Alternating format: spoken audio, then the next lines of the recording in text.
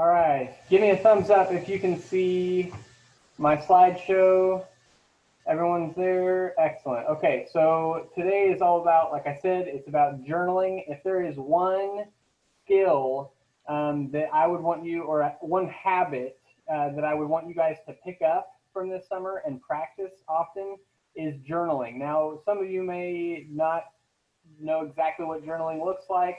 It may just be something in your mind that it could be a diary, it could be anything like that, an agenda book.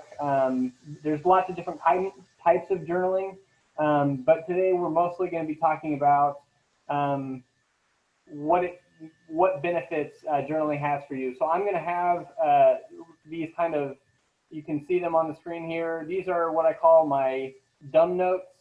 So if you want to take notes, feel free.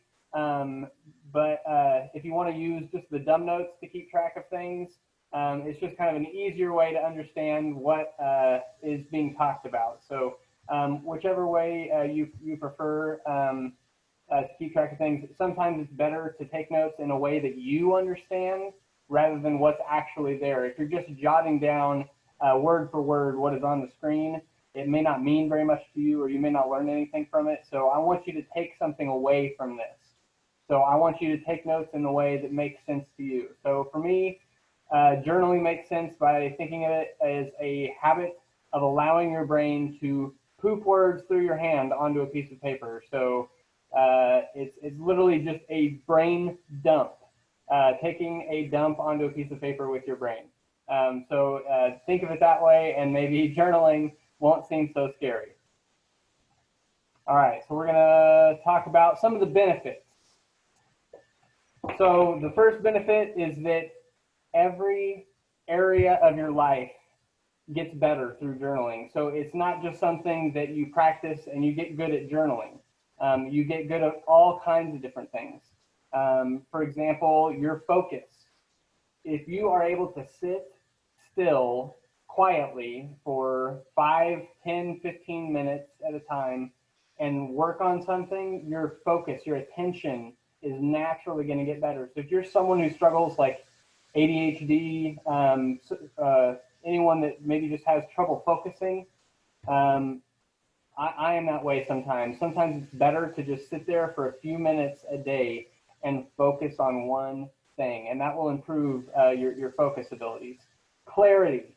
So when it comes to clarity, it's being able to see things clearly, getting a good perspective on life. This will absolutely unlock that ability for you. If you struggle with a bunch of thoughts all the time, having some way to put those thoughts down so you can see them physically, it clears up your thinking automatically. Organization. So if you are someone who struggles with organization, this journaling will help you keep track of that because you're actually putting things down on paper in a visible way, but it also, just the manual act of you writing it out instills it in your brain so that you can remember things better. And discipline, because anything that we do in life requires discipline to do. So whether it's homework, whether it's our job, whether it's just being a functional member of our family or our community, all of those require discipline. And if we're practicing something that requires us to focus, to put things down, to create goals, all of that is going to instill more discipline in our lives. All right, another thing that journaling allows us to do is learn from our past mistakes and accomplish our goals. So it works backwards and forwards by helping us focus on the present moment. So if you're constantly worried about regrets that you have in the past, journaling can help you work through that. Or if you're worried about something in the future, you have anxiety about taking a test, if you're journaling and writing, oh yeah, I need to study for this test, I have this test coming up in a week, that's going to help release that tension from your brain, because you're not holding all that information up there, you're actually writing it down. So it allows you to think critically, about things, you're thinking about why you're thinking about certain things with journaling. So it kind of forces you to look outside of yourself, think objectively rather than subjectively. It gives you more self-awareness because you're actually writing out your thoughts and you're able to see those kind of thought patterns, because we all think usually the same kind of thoughts come up every day or every week. We don't just think something and then it goes away forever, and then the next day we think something brand new. It kind of shows us our patterns of thinking by writing them down. And creativity. It boosts our ability to think new thoughts, because again, like I said, we think kind of the same things over and over again. And if we're writing those down, we're not going to continue along those same thought lines very long. We're actually going to be able to produce new thoughts. And we're going to experience some of that when we practice our journaling. All right, the last benefit is that it's good for your mental health. And if you were in section 2 today with Chase in composition class, he talked about your mental health being a huge benefit of journaling, because it reduces anxiety, which we kind of have talked about, because you're putting things down on paper. Anything that you are able to take from your abstract mind and put into the physical world, it automatically makes it less scary. And it helps us remove barriers, because even though we're not necessarily sharing what we're doing with other people, we're able to come to better grips with the way we think about things, and that kind of opens our communication up a little bit to be able to share with others easier. It restores peace, because again, that kind of goes along with the reducing anxiety. If we're constantly cluttered with all these distractions in our mind, and we don't have any outlet, any way to get rid of those things, we're not going to be at peace. So by journaling, you're able to kind of come to grips with things and move forward rather than being stuck in the same pattern thoughts every day. So there are 3 main types of journaling that I want you to learn about today. There is constructive journaling. There is creative journaling. And there's therapeutic journaling. These are the 3 main types of journaling. And we're going to go over some of the benefits, some of the drawbacks for each of these types of journaling. And I want you to pay close attention to these. And I want you to pick one of these types of journaling. You can do more. You can always combine these to make your own type of journaling, but I specifically want each of you to pick one of these 3 types of journaling to practice for the rest of the summer. All right, so constructive. Constructive journaling requires these 4 steps. And I want, if you decide that you want to do constructive journaling, I'm going to make this slideshow available to everyone in the life skills class so that you can watch this over again, or the video will be up again so that you can watch that. But you need these 4 things if you're doing constructive journaling. You need the date and the time. I mean, I would probably do that with every type of journaling, but that's one really good way to organize your thoughts, is be able to look and see, okay, a year ago, this is what I was thinking. Or even last week at this time, that's what I was thinking. So date and time is first. Then write an activity log. So that's just very descriptive, exactly what you did that day, that week. These are some prompts that if you aren't sure what to write about in your activity log, these are some ideas. What time did you wake up today? What was the first thing you did? What did you have for breakfast? How did you feel in the morning? What did you work on today? How did it go? And what book are you reading? Which all of you should have a book that you're reading at this time. If you haven't picked one yet of the 5 that we've given you, you have until Friday to pick one of those books, because that's what we're going to be talking about in the life skills class on Friday, is reading. The third step for constructive journaling is plan ahead. So again, these are some suggestions of things that you could write. What time do I need to wake up tomorrow? What all is happening this week? And what goals do I have for this year? So activity log and plan ahead kind of go hand in hand. If you notice that, activity log is what I've already done. Planning ahead is what I still need to do. Again, each of those could take 5 minutes or less. Just write a list. You can write it in paragraph form, however makes sense to you, but it needs to be those two things. And then finally, questions. So I say here, spend 10 minutes. It can be more, it can be less, but you need to think critically about what kind of questions you have in your life. So these can be things like, what is my 5-year plan? Or what do I want to do after high school? These are kind of bigger questions. They can be smaller ones, but these, and I can give you a list of types of questions if you'd like. Things like listing your goals and your dreams. Things like listing your best qualities. What am I good at? These are all good questions, and you can Google journaling question prompts and find more of those.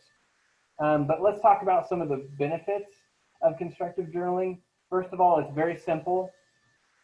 It doesn't require a whole lot of thought because it's all things that are actually happening to you. You don't have to think abstractly or come up with new ideas.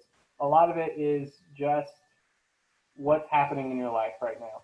So it's very easy and it's effective immediately. The moment you start journaling constructively, it takes effect. So it's very quick and it's very easy.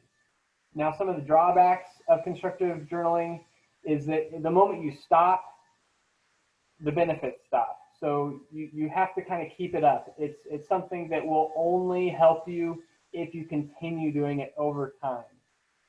So that is one of the drawbacks of constructive journaling, and it does require some organization because you can't just free write for pages on end because it's going to be hard to go back and look at that and get any information from that. So it needs to be fairly organized. You need to have headers saying like activity log, planning ahead, and so forth.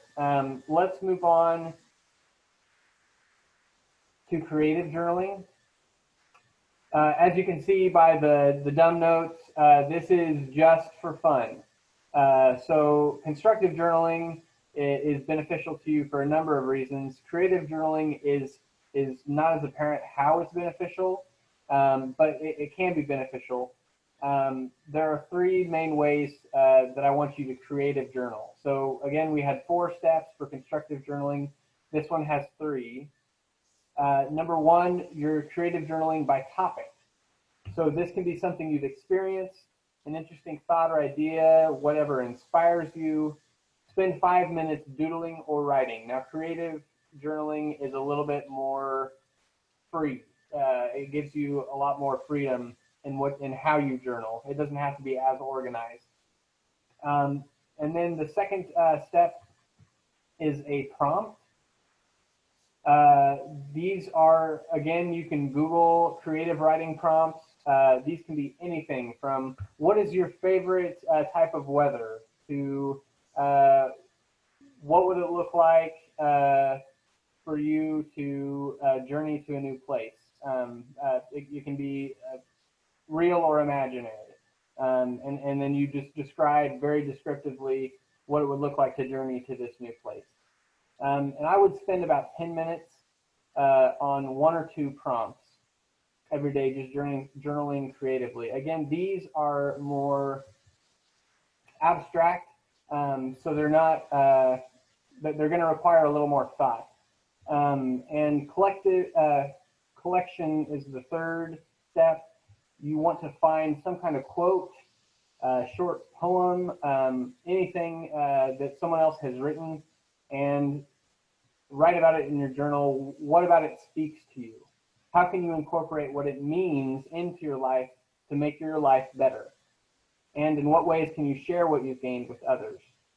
So there, you may not have known this, but there's actually a little pocket in the back of your journal. I think it's on the very back cover. There's a little pocket there. You can keep like other little memorabilia, anything in there. So if you want to be a creative journaler, that's a good place to store anything that you might want to collect. All right, so some of the pros. Again, we mentioned the flexibility. There's a lot of freedom with creative writing. It's kind of just up to you. You make the rules, and it's something new every time. With Constructive and Therapeutic, it may not be a brand new experience every time. You may be covering some of the same things that you usually cover. And some of the cons, however, is that it can lead to wasted time. If you're just creative writing about whatever, you may change your interest at some point. Things may develop to where you don't care about what it looks like to visit a new place, or it's mostly just for creation's sake. It's for fun. So it may not help you in the long run very much. And with that, it requires a lot more discipline. If you are going to get something out of creative journaling, you're going to have to really try hard to stay focused and not just run off on a tangent about lots of different things. Okay, finally, therapeutic journaling. There are only 2 steps, but as you can see, they're a little more involved. Therapeutic journaling, we're going to talk about weeding and planting.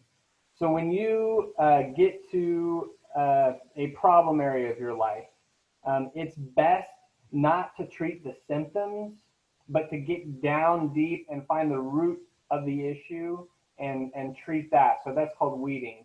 Rather than just cutting it off at the top and then it'll continue to grow back and grow back, you want to get down deep and find the root of it. So with weeding, you're going to identify any problems or worries you have that are causing you stress. Think about them objectively and subjectively. So objectively just means what's actually happening, and then subjectively is how you feel about that. So objectively, again, is like someone else looking at it, and subjectively is you looking at it. What about it that you notice? So then you're going to sum up the problem in about 1 or 2 sentences. You can start just by simply saying the problem I'm having is, and then name that problem. The problem I'm having is going to bed on time because I like staying up late and playing video games. So then you're going to just write freely about that problem for about 10 minutes or so until you identify the root cause of the problem. So you're just going to keep writing about it until you figure out, oh, actually it's not because I want to stay up and play video games. It's because I'm avoiding doing what I'm supposed to do. So my procrastination is the root issue. So then you would write 1 to 2 sentences about how to solve the problem. So you could say, I need to get my work done before I play any video games.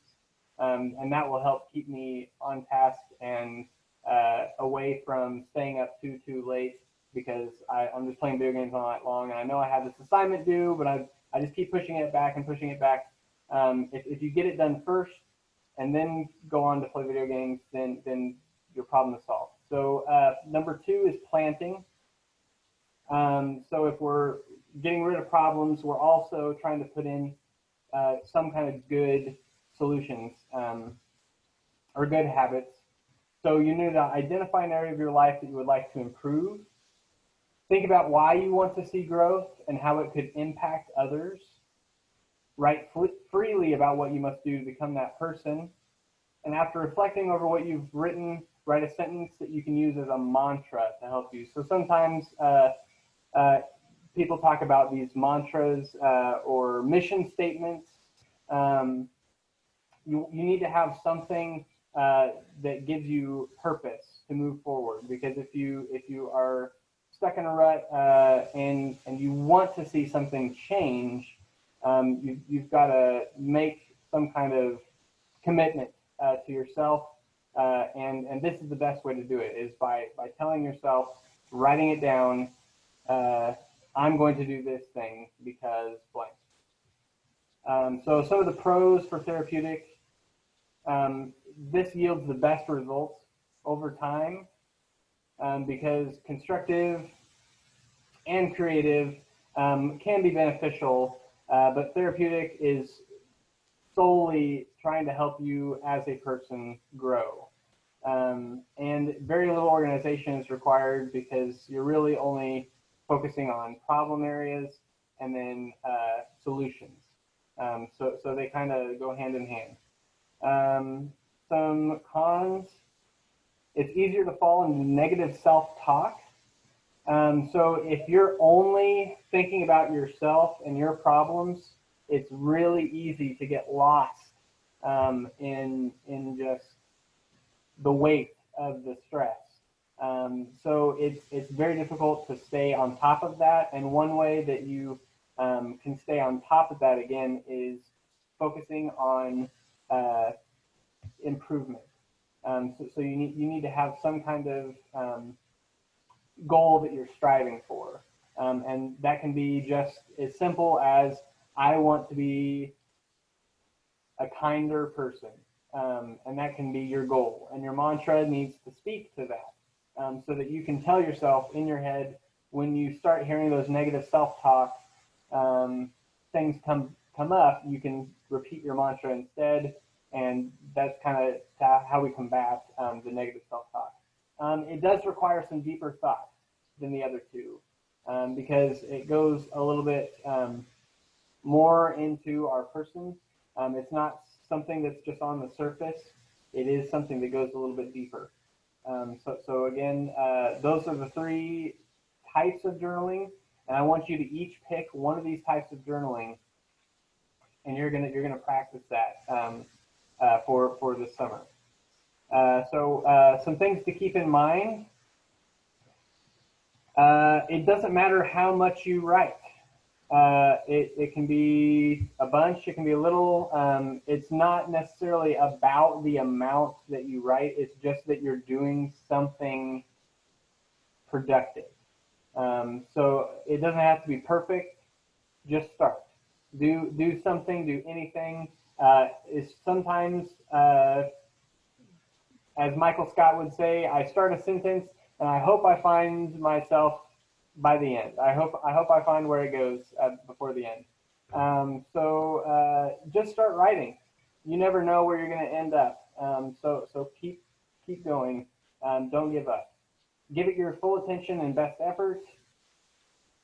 Again, you only win the races you run. So you're not going to improve. You're not going to find any benefit from any of this if you do not try. And that's all we ask, is that you try your best. Write as if no one else will read it. I say that because sometimes it's easy to get in this like kind of artificial habit of writing just because I think this is what I should say. Write whatever. You can literally do any journaling. We're not going to read it. So journal whatever you want. These are for you, for your benefit. It's only going to help you or hurt you if you don't use it to your full advantage. Okay, so the next one, build it into your routine. You need to have some kind of cue to start. Every good habit has these three things. It has the cue, it has the action, and it has a reward. Okay, so think of car. If you're going to go anywhere, you've got to first get in the car. You've got to drive the car, and then you get there. So that's the reward. So with this, any kind of cue could be when I brush my teeth to go to bed. That's when I know, oh yeah, I'm brushing my teeth. I need to remember to journal. It can be as soon as you get out of bed and you shut off the alarm on your phone. There's actually apps that you can print out a little QR code, and this would be an interesting experiment if you are that kind of person. If you really want to try something different, print out this QR code, stick it in your journal, and you can only shut off your alarm with this app by scanning that QR code. So sometimes just setting up something simple and easy for you to remember, oh yeah, I've got to do my journaling right now. I would either do it before you go to bed or right when you wake up, but you can journal anytime during the day that you have time. There's got to be something that triggers that thought process. And then actually do the journaling, and then give yourself a reward when you're done. So that can be anything. You can say, okay, I'm not going to play video games today until I get my journaling done. So as soon as you wake up, get your journaling out of the way, and then you can go play video games. It can be, I'm going to eat a cookie as soon as I get done with my journaling. So that kind of anticipation tricks your brain into wanting to do that thing. So it can be any reward that you want, but it needs to be something that you want to do after you get done with journaling. Again, the three things: a cue, something that triggers that thought process, actually journaling, and we need to do one of those three types of journaling, and then some kind of reward when you're finished.